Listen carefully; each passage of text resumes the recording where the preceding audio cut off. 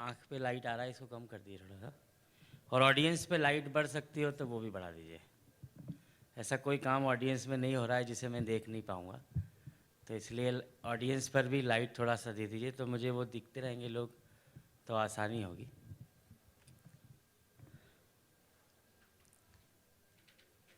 चलिए, एक बार तालियां बजा दीजिए अच्छे से, तो मैं शुरू होता हूँ। देखिए, आप में से जितने भी लोग हैं, सबसे पहले तो मैं बेंगलुरु पोइट्री फेस्टिवल, बेंगलोर काव्य महोत्सव के जितने भी आयोजक हैं, जितने भी लोग इससे जुड़े हैं, सबको बहुत बधाई देता हूँ। और मुझे इसलिए यहाँ कर अच्छा लगा, मैं पहले भी बेंगलोर आया हूँ कुछ कवि सम्मेलनों के लिए, क्योंकि मैं वही काम करता हूँ। कवि सम्मेलन मुशायरे के बारे में आप लोग जानते होंगे, तो मैं उसमें, मेरा काम भी वही है, मेरा शौक़ भी वही है।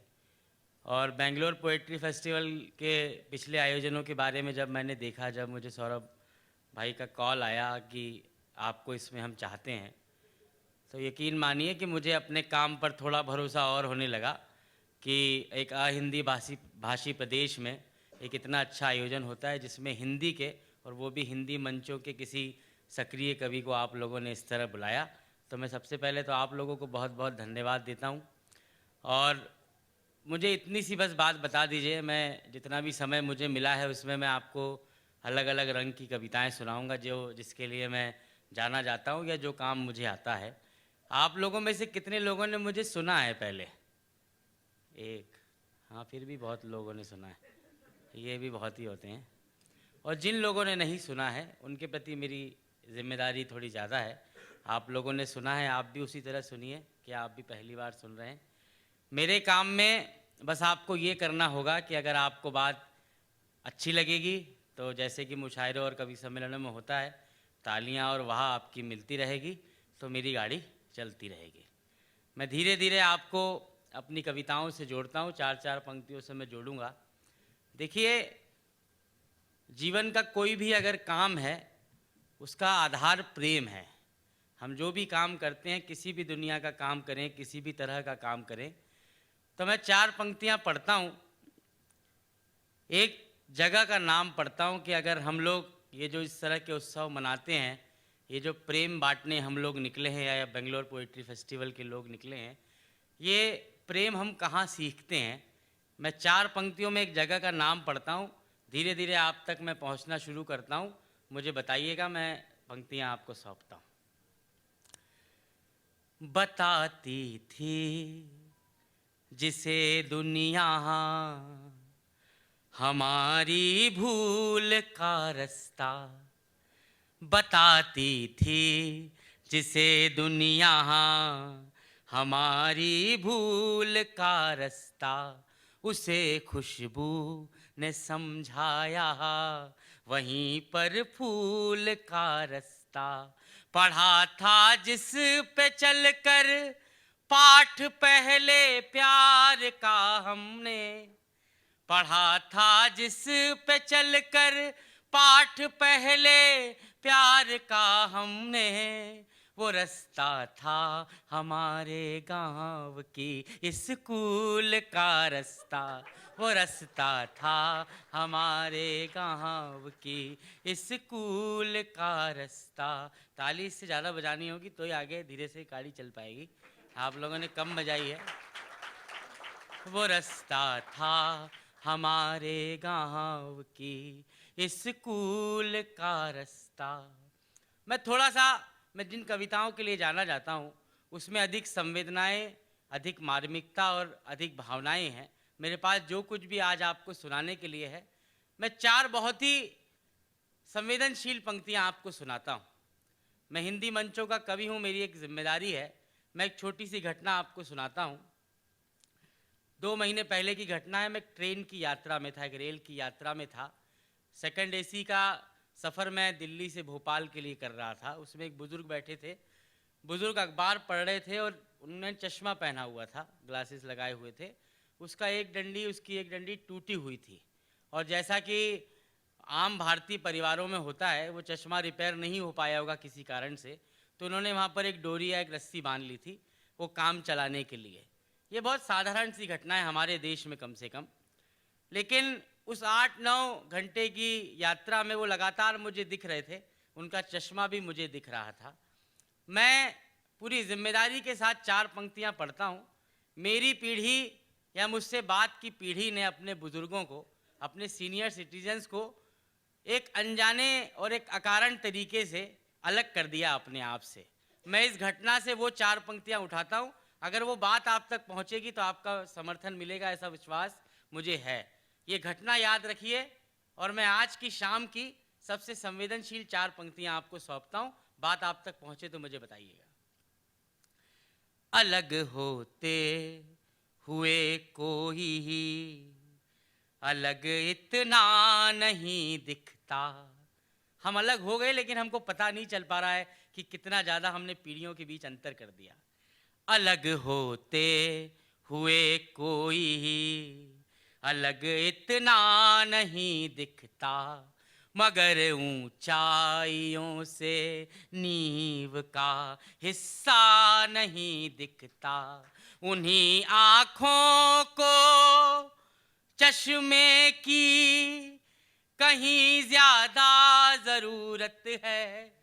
उन्हीं आँखों को चश्मे की कहीं ज्यादा जरूरत है, जिन्हें माँ बाप का टूटा हुआ चश्मा नहीं।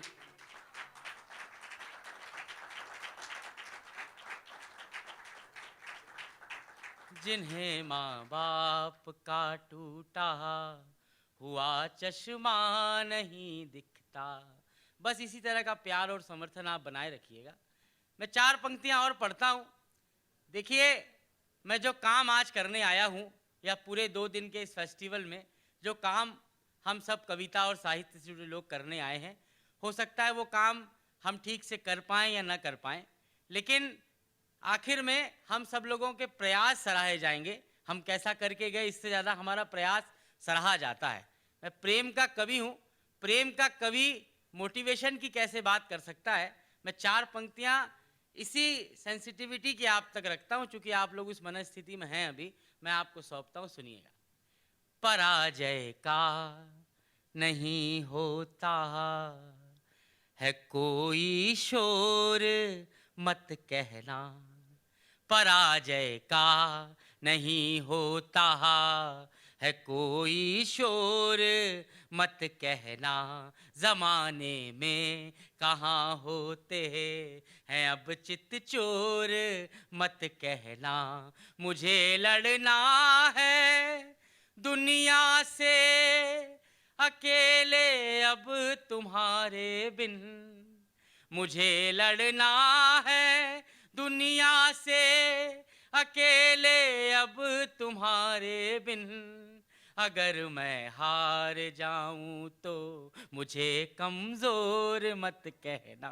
अगर मैं हार जाऊं तो मुझे कमजोर मत कहना। अगर मैं हार जाऊं तो मुझे कमजोर मत कहना। और जब भी प्रेम हमारे जीवन में घटता है, तो जब भी आप किसी के प्रेम में होते हैं, पूरी जिंदगी या पूरी दुनिया हमारी एक व्यक्तित्व के आसपास समेट लेते हैं हम लोग।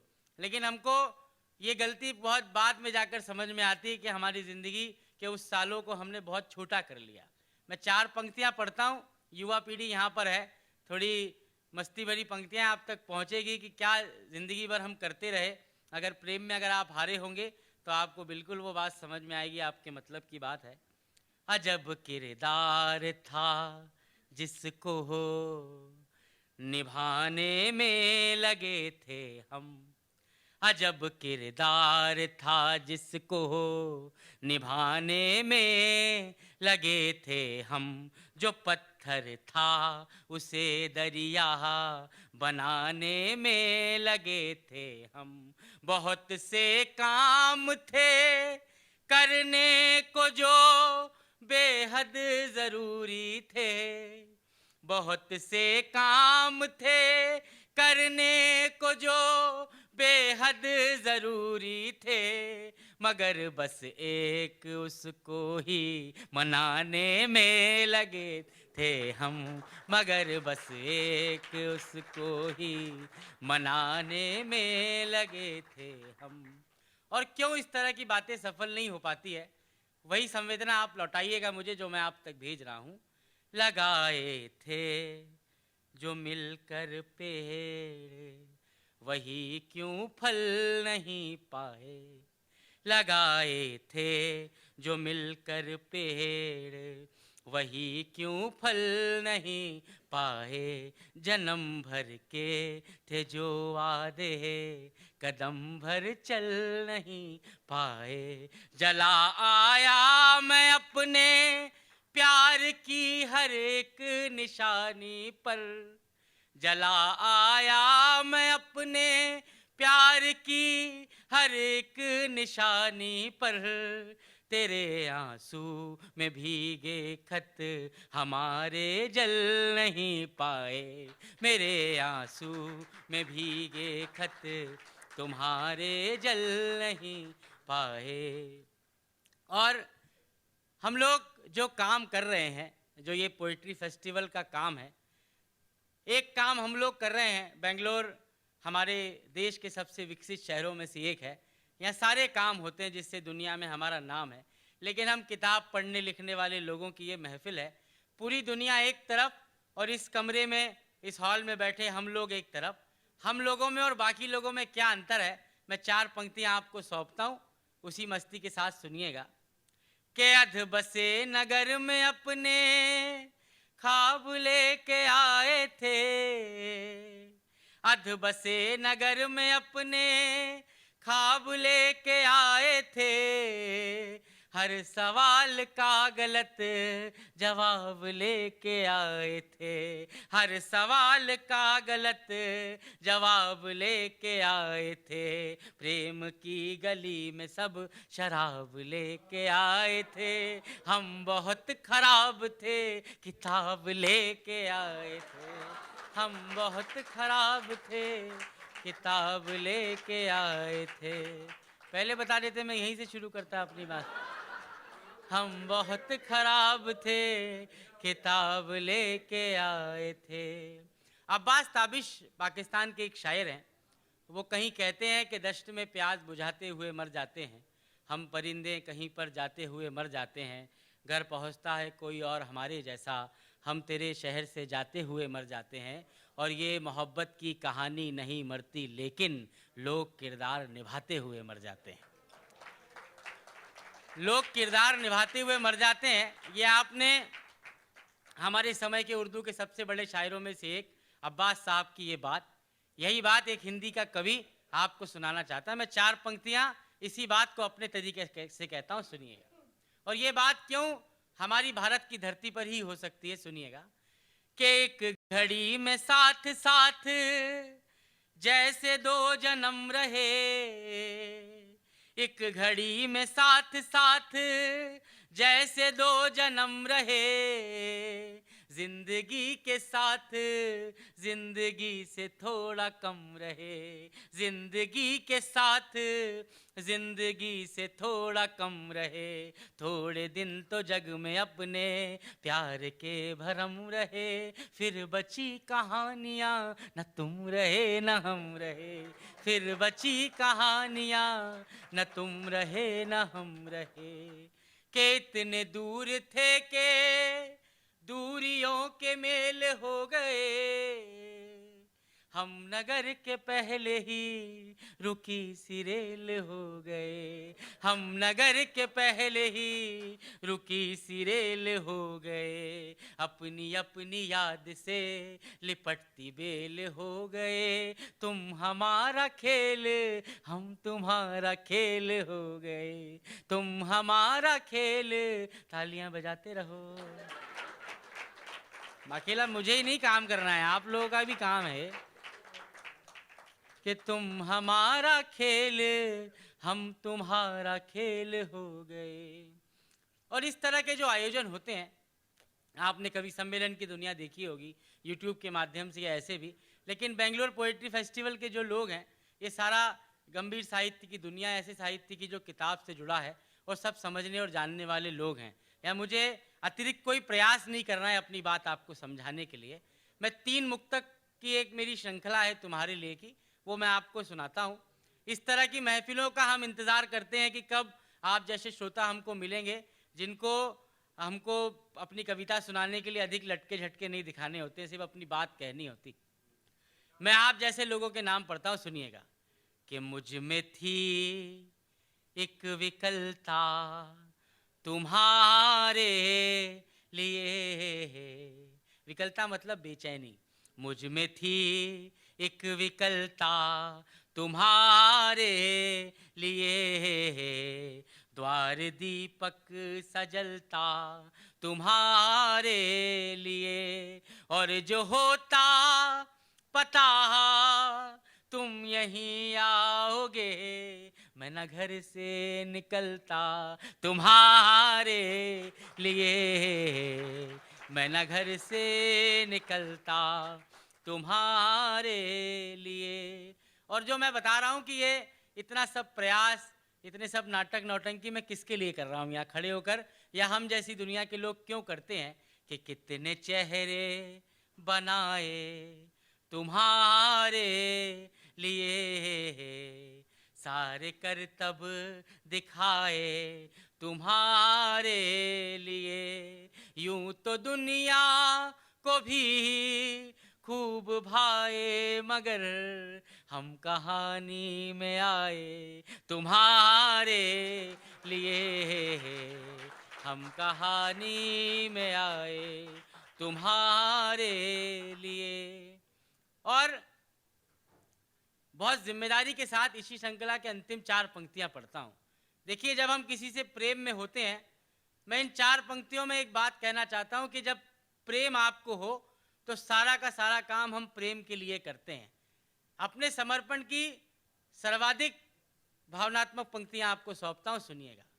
कि युद्ध की ओर बढ़ता तुम्हारे लिए, जीतता या कि मरता तुम्हारे लिए, और सुलह की जो उम्मीद होती तो मैं, और सुलह की जो उम्मीद होती तो मैं तुमसे भी बात करता तुम्हारे लिए, तुमसे भी बात करता तुम्हारे लिए।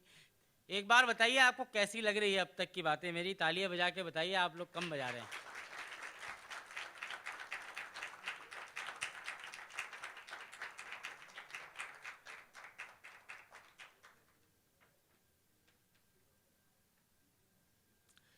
तुमसे भी बात करता तुम्हारे लिए। अब मैं ये 4 पंक्तियों की जो सीढ़ियाँ मैंने आपके लिए बनाई है, वो इसलिए बनाई है कि मैं अपने मूल काम, मैं अपने गीत की तरफ आना चाहता हूँ। मेरे पास 2 तरह के गीत हैं। मेरी जिस गीत के कारण थोड़ी बहुत पहचान है, यहाँ तक के लोग मुझे जानते हैं कुछ भी कारण से, तो वो मेरा भगवान राम पर लिखा हुआ एक गीत है, जिसके कारण मेरी थोड़ी बहुत इस समय पहचान है। और एक तरफ मेरे प्रेम गीत हैं। मैं आपको पहले क्या सुनाऊँ ये मुझे बता दीजिए, मैं प्रेम गीत आपको सुनाऊँ या भगवान राम का गीत सुनाऊँ? इससे समापन तो मैं करूँगा ही, लेकिन अगर प्रेम गीत अगर आप मुझसे सुनना चाहते हैं तो मुझे बता दीजिए, राम गीत को मैं सुनाऊँ, क्योंकि वो लंबा गीत है, मेरा टाइम शायद वो सुनाते सुनाते हो जाएगा। राम गीत सुनने की मनस्थिति में हो तो एक बार मुझे बता दीजिए, ताली बजाकर बता दीजिए तो हो जाएगा काम। चलिए मैं अपना वही गीत सुनाता हूँ, और अधिक संवेदना और अधिक समर्थन और अधिक सहयोग आपका मैं चाहता हूँ। कई बार इस तरह की बातें करते हुए कविता को धार्मिक या सांप्रदायिक होने का खतरा रहता है। जैसे भगवान श्री राम वैसे तो भारतीय जनमानस के सबसे बड़े आदर्श पुरुषों में से, आदर्श व्यक्तित्वों में से और सबसे बड़े अवतारों में से एक है। लेकिन इन दिनों जो देश में माहौल है, हर कोई अपने अपने स्वार्थ के लिए, अपने अपने धर्म के प्रतीकों का उपयोग करता है।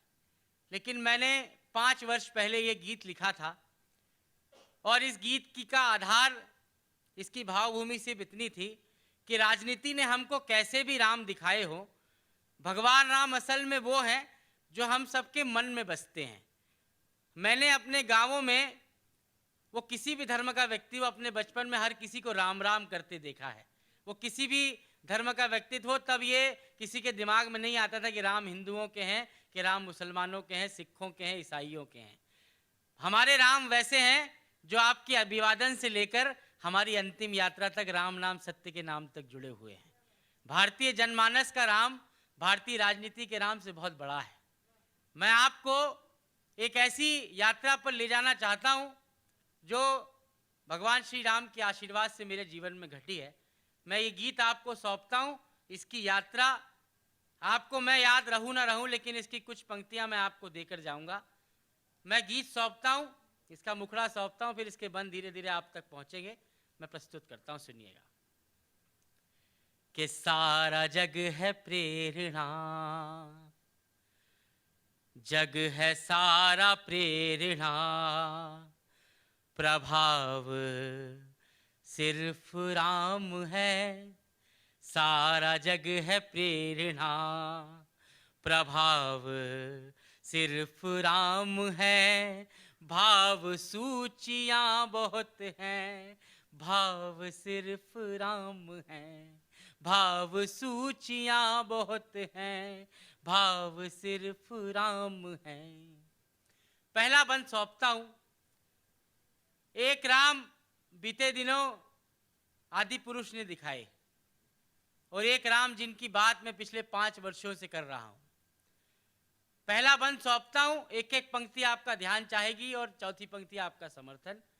हमारे भगवान के सामने एक तरफ राज सिंहासन था और एक तरफ माता कैकेयी के वचनों में बंधा हुआ वनवास। भगवान राम एक पल नहीं सोचते, राज सिंहासन को छोड़ देते हैं और वनवास को चुन लेते हैं। मैं 4 पंक्तियों में कारण पढ़ता हूं, आपका समर्थन मिले ऐसा आशा करता हूं। सुनिएगा। कि कामनाएं त्याग पुण्य काम की तलाश में रामवन क्यों गए? राजपाठ त्याग पुण्य काम की तलाश में, तीर्थ खुद भटक रहे थे धाम की तलाश में। तीर्थ खुद भटक रहे थे धाम की तलाश में। ना तो दाम ना किसी नाम की तलाश में, राम बन गए थे अपने राम की तलाश में। राम बन गए थे अपने राम की तलाश में। आप में ही आपका, राम हमको क्या सिखाते हैं? आप में ही आपका चुनाव सिर्फ राम है। भाव सूचियां बहुत हैं, भाव सिर्फ राम है। माता कैकेयी का नाम आया। यहाँ पर मातृशक्ति है और माता कैकेयी के बारे में इतिहास ने हमें सिर्फ नकारात्मक बातें बताई हैं। मैं बहुत छोटा सा विद्यार्थी हूँ हिंदी का, एक सकारात्मक पक्ष आपके सामने रखता हूं कि माता कैकेयी नहीं होती तो राम वैसे हमको नहीं मिलते जैसे आज हम राम को देखते हैं। मेरी भाषा पर और मेरी कविता की दशा दिशा पर आपकी दाद चाहता हूं। सुनिएगा, मैं भाव गढ़ता हूं, सुनिए। कि कितनी ही पहेलियों को वहीं विराम मिल गए। रामवन जाएंगे या नहीं जाएंगे? कितनी ही पहेलियों को वहीं विराम मिल गए। मोह के प्रपंच को वचन के नाम मिल गए। मोह के प्रपंच को वचन के नाम मिल गए। एक हाथ से राम की 100 प्रणाम मिल गए। कैकेयी की कामना से जग को राम मिल गए। कि कैकेयी की कामना से जग को राम मिल गए। और ऐसे राम मिले कि जिनके जैसा उदाहरण इतिहास ने दूसरा नहीं देखा। मैं राम का व्यक्तित्व पढ़ता हूं, इतिहास में राम जैसा कौन हुआ है मैं बताता हूं, सुनिएगा। ढाल में ढले समय की, शस्त्र में ढले सदा, सूर्य थे मगर वो सरल, दीप से जले सदा। सूर्य थे मगर वो सरल, दीप से जले सदा।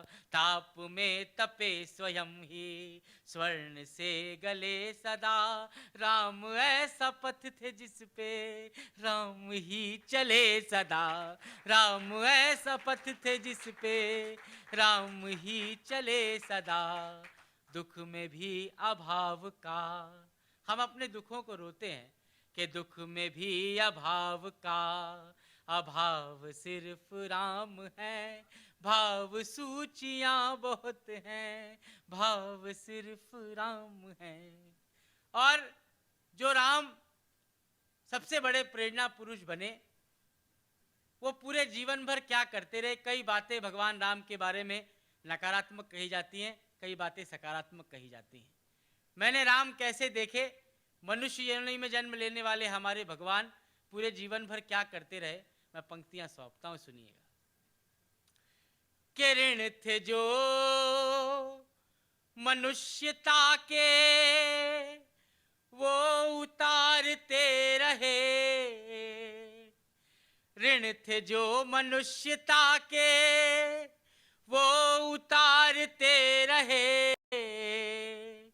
जन को तारते रहे तो मन को मारते रहे।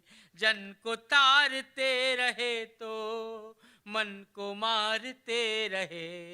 एक भरी सदी का दोष खुद पे धारते रहे। जान की तो जीत गई, राम हारते रहे। जान की तो जीत गई, राम हारते रहे।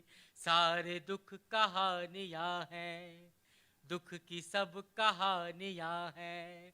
घाव सिर्फ राम है, भाव सूचियां बहुत हैं।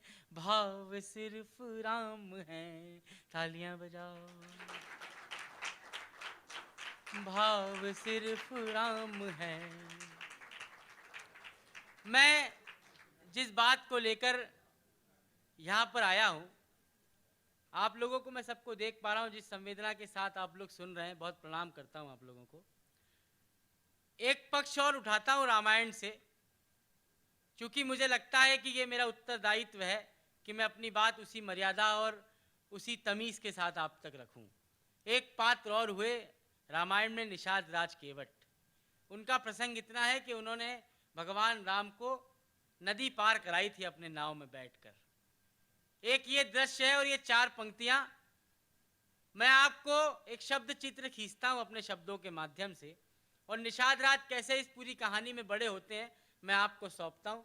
बताइएगा मुझे। के राम जी को कर सवार,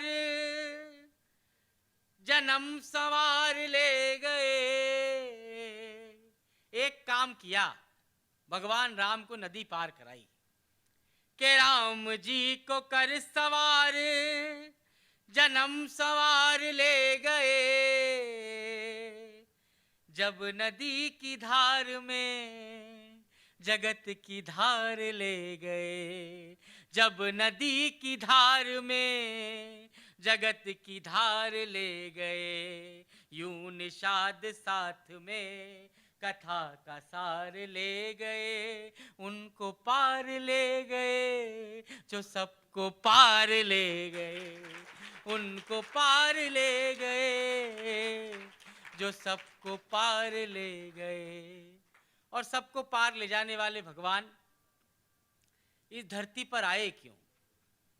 बहुत सी बातें कर सकते हैं हम, ऐसी बातें कि जिसमें कई शक्तियां हैं, कई चमत्कार हैं, लेकिन इसका मर्म कुछ अलग है।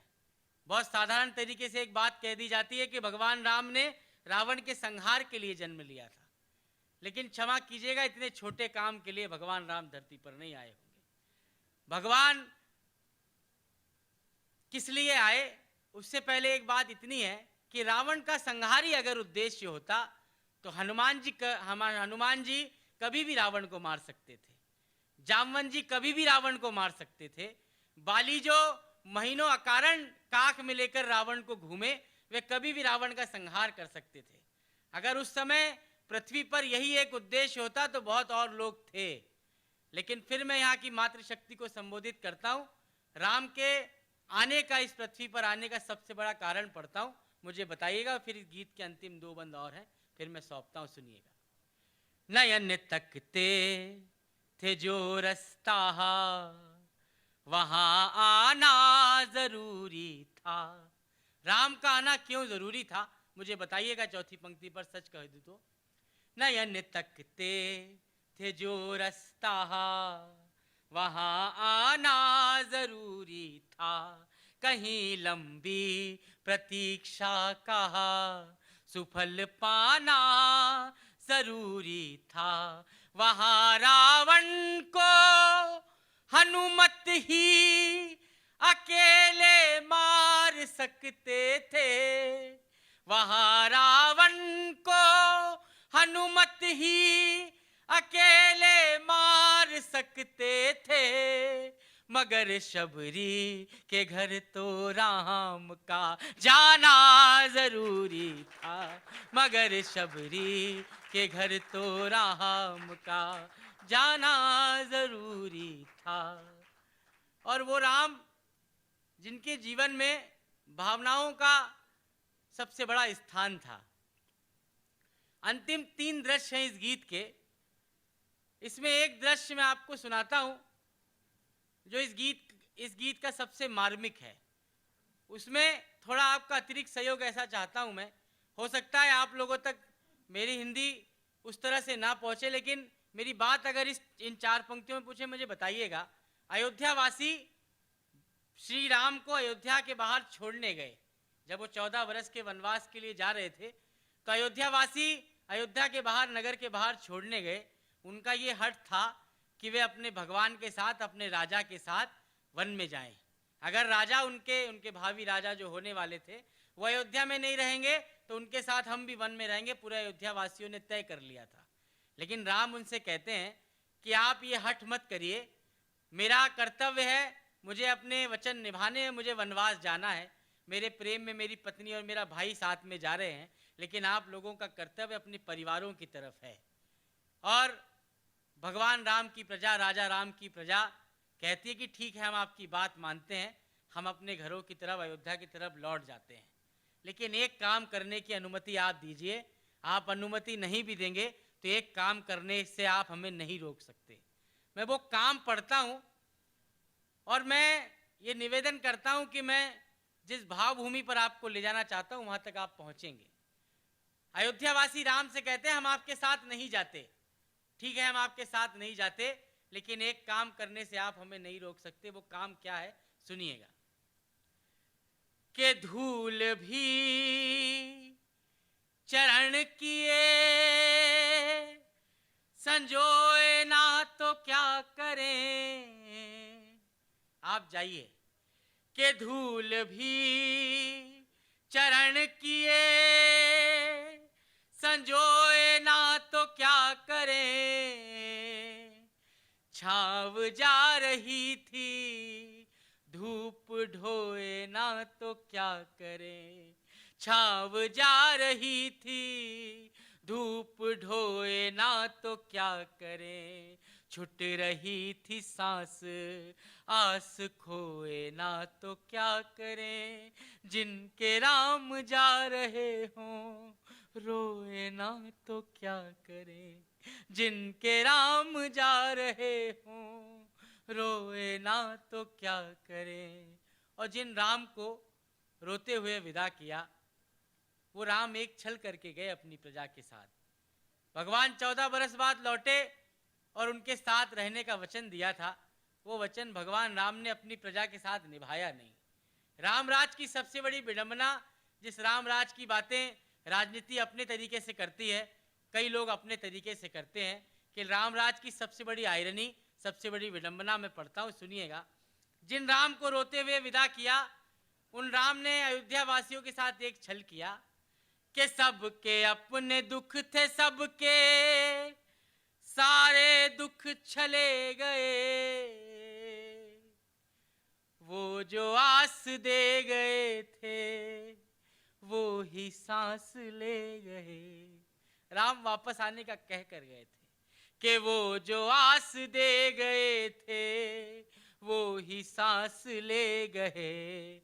राम राज की ही आस में दिए जले गए, राम राज आ गया तो राम ही चले गए, राम राज आ गया तो राम ही चले गए।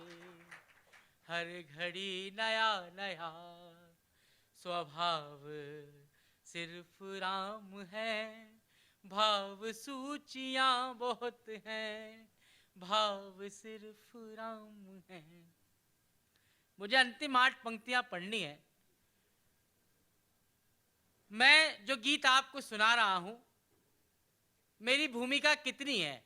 मैं यहां पर बुलाया गया, मैंने आपको ये गीत सुनाया, मैं अंतिम 1 मिनट आपका चाहता हूं इस गीत के लिए। मेरी भूमिका उस युग में जो पत्थरों की भूमिका थी, जिन्होंने भगवान राम को सेतु बनाने में मदद की थी, इस कहानी की, इस कथा की, इस महाकाव्य की सबसे बड़ी विशेषता यह है, आज का ज़माना देखिए, अगर मैं कोई काम करने लगूं तो उसका श्रेय पूरा मैं लेना चाहूँगा सबसे पहले, लेकिन एक अनूठी कथा है जिसमें हर पात्र को श्रेय मिला है। वानर को मिला है, मनुष्यों को मिला है, अलग अलग तरीकों से सब लोगों को मिला है। इस कहानी में समुद्र तक को श्रेय है, इस कहानी में पत्थरों तक को श्रेय मिला है, और पत्थरों की भूमिका ही मेरी है। जो काम पत्थरों ने उस युग में किया था, मैं वही काम कर रहा हूँ। मेरी जो आस्था है कि माँ सरस्वती ने मेरे काव्य जीवन में ये राम गीत लिखा हुआ है, और मेरे ऊपर राम गीत लिखा है, तो मैं स्वतः आपके बीच तैर पा रहा हूँ, इतनी, इसके अलावा मेरी और कोई सामर्थ्य नहीं है। और ये पूरी महिमा हमारे उत्तर में कहा जाता है कि राम से बड़ा राम का नाम, राम का नाम सबसे बड़ा आधार माना गया है। ये कहानी जिसमें राम से जुड़कर हर चीज बड़ी होती है और राम सभी चीजों से जुड़कर बड़े होते हैं। सबका सहकार, सबका कॉपरेशन, ये 4 पंक्तियों में सुनाता हूं। और अगर चौथी पंक्ति और मेरी आज की भूमिका आपको ठीक लगी हो तो मुझे बताइएगा कि नाम जिसने सागरों को रूठने नहीं दिया। 7 दिन तक निवेदन किया था सागर से रास्ता मांगने के लिए कि नाम जिसने सागरों को रूठने नहीं दिया, पत्थरों को भी तो पीछे छूटने नहीं दिया, पत्थरों को भी तो पीछे छूटने नहीं दिया। सागरों ने आस्था को टूटने नहीं दिया, पत्थरों ने राम नाम डूबने नहीं दिया, पत्थरों ने राम नाम डूबने नहीं दिया। और अंतिम 4 पंक्तियां इस गीत की। और अगर अभी तक मैंने अपनी मर्यादा और राम का नाम ना डुबाया हो तो मैं 4 पंक्तियां, आप सब लोग प्रगतिशील विचारधारा के लोग हैं, मुझसे अधिक दुनिया को समझते और जानते हैं। एक सबसे प्रचलित आरोप जो भगवान राम पर लगता है कि उन्होंने जिनके लिए इतना संघर्ष किया, किसी के कहने पर माता जानकी की अग्नि परीक्षा लेने की क्यों आवश्यकता पड़ गई। मैंने इसका उत्तर अलग अलग तरीकों से खोजा, कई दिनों तक मैंने सोचा। 2 प्रसंग मेरे दिमाग में आए। एक ये तथाकथित अग्नि परीक्षा जिसमें माता जानकी निष्कलंक और सुरक्षित वापस जिस अग्नि परीक्षा से लौटी, और एक प्रसंग है भगवान राम की सरयू में जल समाधि का। ये सारे आरोप और ये 2 प्रसंग आप याद रखिए। मैं आपको अपनी सर्वश्रेष्ठ 4 पंक्तियां सुनाता हूं और उन सारे आरोपों का उत्तर आपको देने का प्रयास करता हूं। मुझे बताइएगा अगर आप तक बात पहुंच जाए तो। कि जग की सब पहेलियों का देख के कैसा हल गए, लोक के जो प्रश्न थे वो शोक में बदल गए, कि जग की सब पहेलियों का दे के कैसा हल गए। लोक के जो प्रश्न थे वो शोक में बदल गए, सिद्ध कुछ हुए न दोष, दोष सारे टल गए। सीता आग में न जली, राम जल में जल गए। सीता आग में न जली, राम जल में जल गए, कि जानकी का हर जन्म, मुझे सर्वाधिक समर्थन दीजिएगा, कि जानकी का हर जन्म बचाव सिर्फ राम है। भाव सूचियां बहुत हैं, भाव सिर्फ राम है।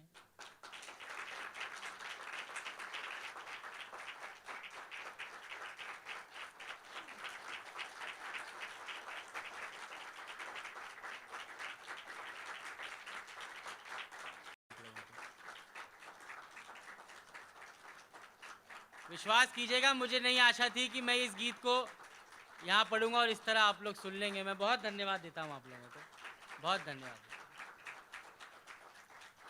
हमारे पास टाइम पर अगला सेशन, उससे पहले अगर आप लोग कुछ बात करना चाहते हो जो कि शायद तय था, समय अगर हो तो आप पूछ सकते हैं, नहीं तो हम इस कार्यक्रम को यहीं पर ख़त्म करते हैं। कोई बात अगर आपकी हो तो बताइए, नहीं तो कोई। हाँ जी प्लीज़।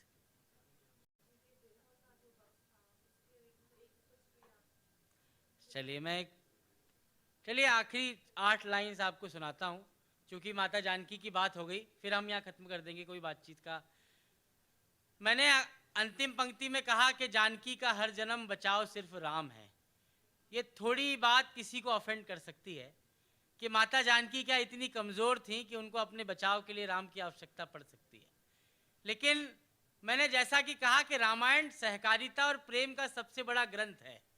माता जानकी कहीं कमज़ोर नहीं थी। एक लोक कथा में वर्णन आता है कि भगवान राम जब अयोध्या जा रहे थे तो कहते हैं कि जानकी माता से कहते हैं कि आप यहीं रहिए, वहाँ पर कई सारे आपकी सुरक्षा का डर मुझे बना रहेगा, भय बना रहेगा, वहाँ कई सारे जंगली जानवर हैं, आपकी सुरक्षा मैं कैसे कर पाऊँगा।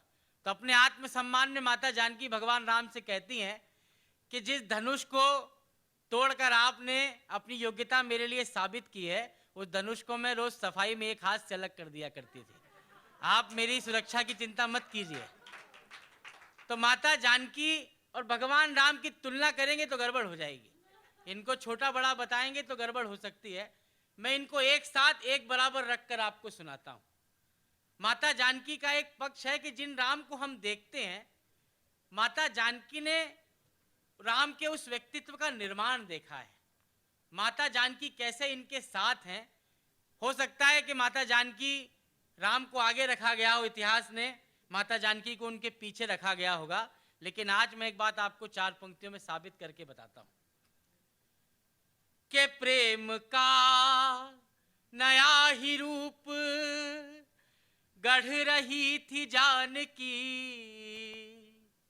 प्रीत का नया ही रूप गढ़ रही थी जानकी, पीछे पीछे चल के आगे बढ़ रही थी जानकी, पीछे पीछे चल के आगे बढ़ रही थी जानकी, जैसे मंदिरों की सीढ़ी चढ़ रही थी जानकी, राम लिख रहे थे राम पढ़ रही थी जानकी, राम लिख रहे थे राम पढ़ रही थी जानकी। और अंतिम 4 पंक्तियां कि माता जानकी ने जैसा कि कहा, भगवान राम को अपनी योग्यता नियति ने कई बार साबित करने का अवसर दिया।